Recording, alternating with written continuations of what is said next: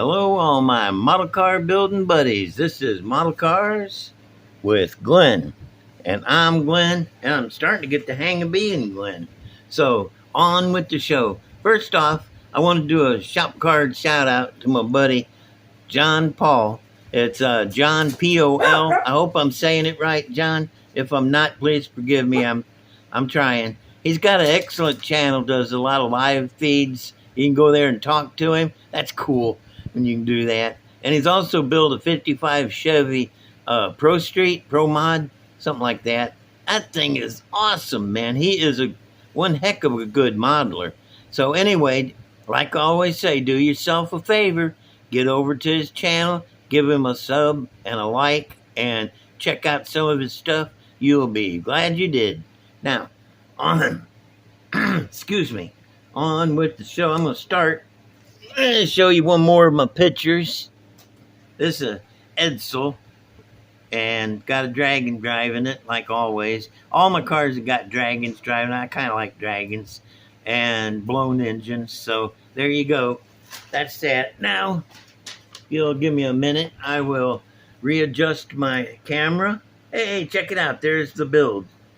Now, get it adjusted right. That takes a minute. Okay, here what I've done is I finished cleaning this part off, and I took these braces off the side that was sticking out, kind of cleaned them up. I left part of them right here. If you can see it at an angle, cut it off at an angle. So it kind of looks like an extra brace for that A-frame. And also there's this extra piece right here. Right there. And I've already made a cut up this way.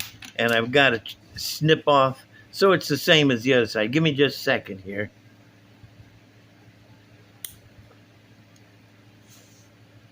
There. Okay, I got it. Trim that off so both sides are the same. And I got this. I glued it together. I lightly glued it together with super glue. I put a little dot on either side of the frame, right in the middle, and got it at the exact right width to match up to this bad boy. See that? Matching.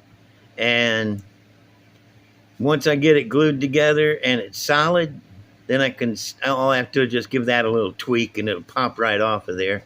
And hopefully the front end won't fly off and I'll be that far with it.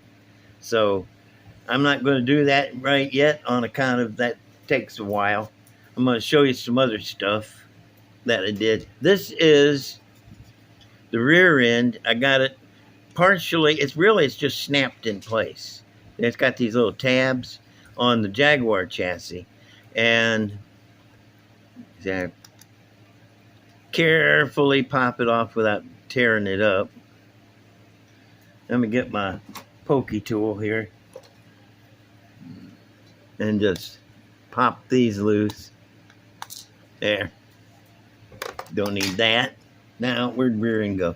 All right, this is in two pieces. Actually, it's in more. These pieces, sorry, I got to learn to keep it in frame. These two pieces are glued on. I went ahead and glued them. Now, this is going to set. Come here, frame. Man, I got some throat stuff going on here. This is going to go down between the rails. I'll have to trim the width and drop this down between the rails. I'm going to have to clean these off. These little, that's axle locators. That's bogus. Those will have to go. And so will this shock mount right here. I'm going to hang on to that, though, because you never know when you might need a good shock mount on a different chassis. All right. Now, this guy will slide down. Once I trim it, this will slide right down between the frame rails. And look at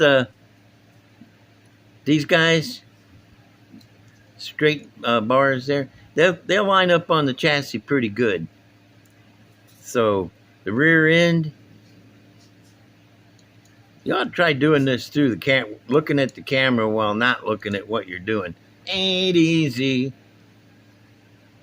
Anyway, that'll go down on there, and this whole mess will be mounted on the rear end. But what's very important is to get these two glued together, put the spindles on, and put some front wheels on it so I could set the stance. See, the front wheels are going to have to be sitting there, and the chassis is going to have to be sitting at the right stance. And then this guy, let me turn him over. This guy will slide down between the rails and be able to move it up and down because of the side width here. So it'll be able to move it up and down between there to get it at the right ride height. I'll have to have wheels on it. I have the front wheels. I'll have that glued on there, and I'll have all this trimmed out to where this will move up and down with the wheels on it, and I get just the right ride height.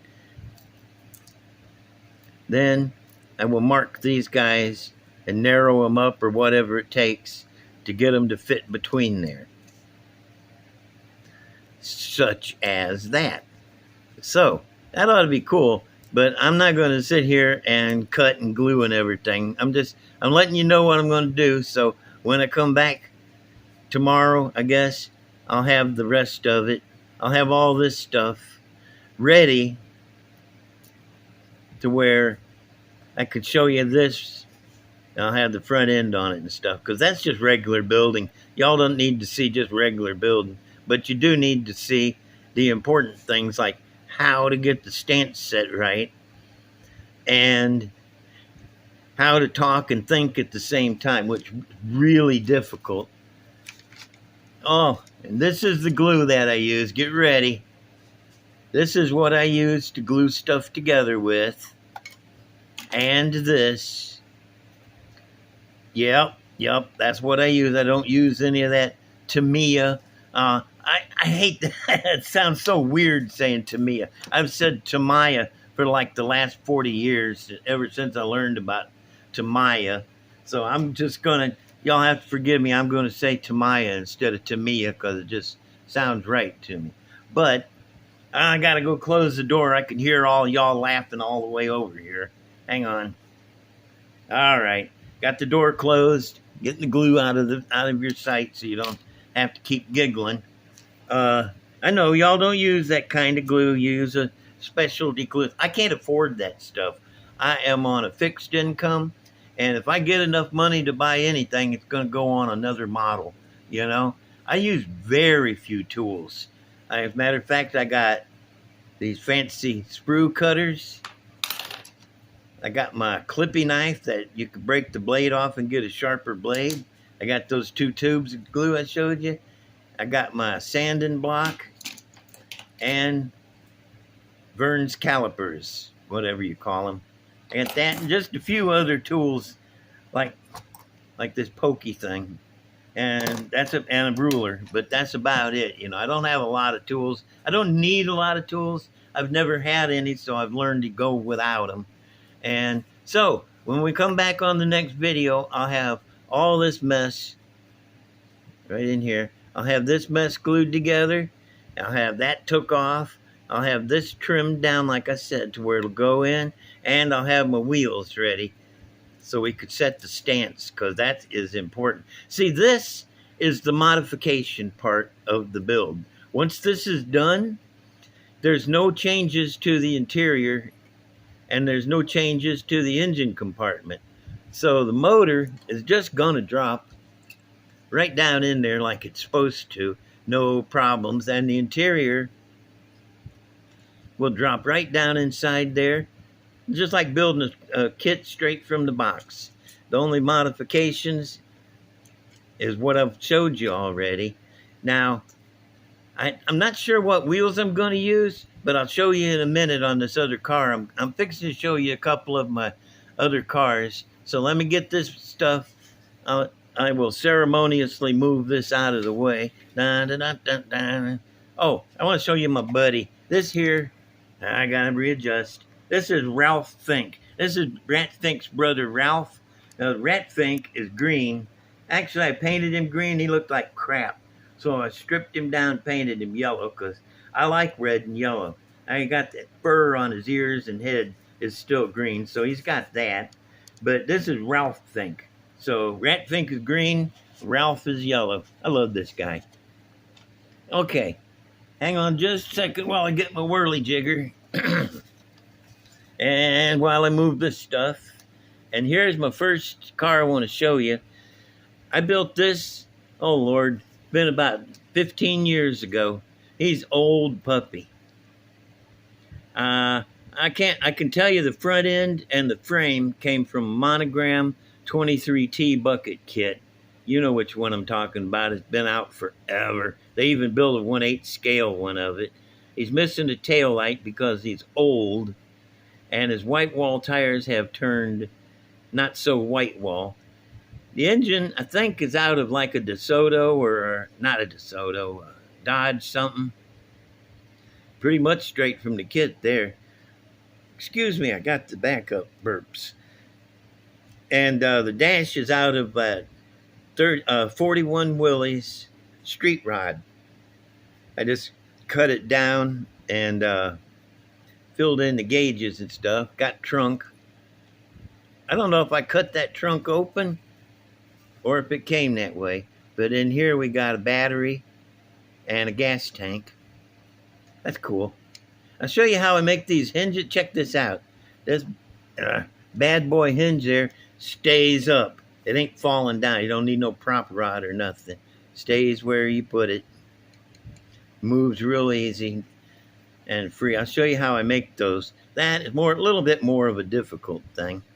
And this is my track roadster. That's what you call these. The grill, I think, is part of a speaker grill. You know, regular car speaker. I took it out and shaped it and formed it a little bit and painted it. Anyway, this is this guy. And naturally, ta-da, no drive shaft. All right, I'm going to show you the other one because I'm running low on time here. This is my first attempt at building a rat rod. I do not remember where the motor came from. Let me get him up here where you can see him. I don't remember where the motor came out of, but he's got 4 carburetors and 4 little intake stacks. Center him up. And this is his front end. He's got a cute face. They have to have a cute face, otherwise they just look ridiculous. And he's got the faded paint. Got a little alligator in the back riding back there. And like all my other cars, he's missing a taillight because he's old. And taillights fall out, just like me. And got a gas tank. I'm pretty sure I scratch built that gas tank. I ain't 100% sure, but I'm going to take credit for it. Got the straps on it. Inside, the seat is covered with old bed sheet. So is the sides. And then I tinted it that light brown color. Tan, I guess. And it looks old on the back here where the sun has cooked it a little bit. The sun hadn't really cooked it. I just, got it looking like that. Got the skull shifter sticking up there. Steering wheel. At one point, it had a windshield. I don't know where it went. It ain't here. Okay, this is my rat rod. My first attempt at a rat rod. I kind of like it. And actually, let me check my notes here. I have to make notes because I can't keep up with stuff. My memory isn't what it should be or was. And let me see. Thanks for watching. I really appreciate y'all watching this stuff. And when I come back tomorrow, I'll have them parts glued together. And I should have some wheels picked out. Actually, I think I'm going to go with a set of these spokey wheels like this. Anyway, just to hold it up, if nothing else. And like I said, I'll be back tomorrow with those parts glued together and show you what's next in line. Y'all leave me a comment. Let me know what you think. Don't call me stupid. I already know. And let me say, comment, subscribe. I could use subscriptions, man. I'm getting up there. And a like. Let's see. Comment, like, subscription, and thanks for watching. And I'm going to cut it off here because I'm probably a little over on time. But thank you so much for watching. And I really appreciate it. You guys come back tomorrow and you'll see some more stuff. All righty. Thanks and bye.